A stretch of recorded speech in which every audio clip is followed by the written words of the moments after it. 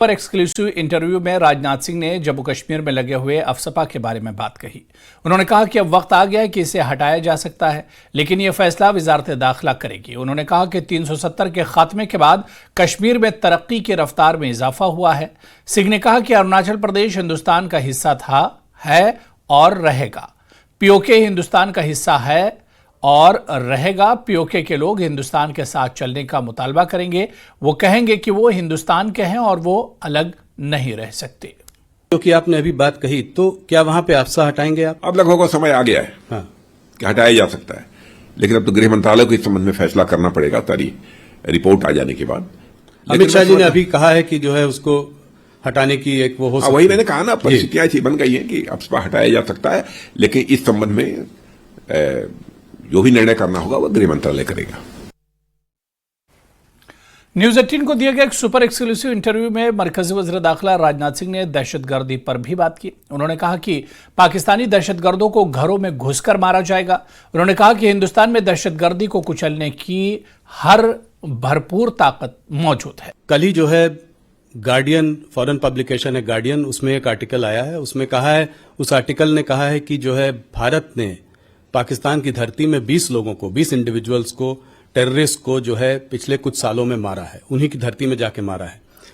और जो है इस पर तमाम क्या कहते हैं, उन्होंने बहुत रिसर्च की है, बहुत लोगों से बात की है। ये पहले हम लोगों के बारे में कनाडा में भी बोला गया, यूएस में भी ये चर्चा हुई पहले, पर पाकिस्तान की ये नई चर्चा है, 20 लोग। तो इसको आप कैसे देखते हैं कि ये क्या, उस आर्टिकल में ये भी कहा है कि जो है भारत जो है केजीबी और मुसाद से जो है काफी इन्फ्लुएंस्ड है, तो उनकी भी जो इंटेलिजेंस एजेंसी है, रॉ वगैरह, इस तरीके का काम कर रही है। कोई स्लीपर सेल है यूएई में, उसने जो है इसमें उसका रोल रहा है। और 20 लोगों को, मतलब एक आध लोग नहीं, 20 टेररिस्ट को जो है हमने कुछ सालों में मारा है। 20 टेररिस्ट को मारा है? हाँ जी, मतलब टेररिस्ट कह लीजिए, लोगों कह लीजिए, पर वहां उनकी धरती में मारा है।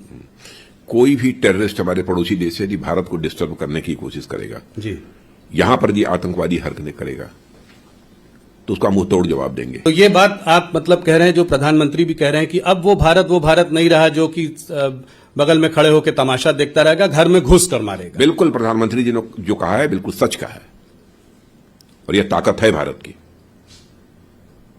और पाकिस्तान भी इसे समझने लगा है।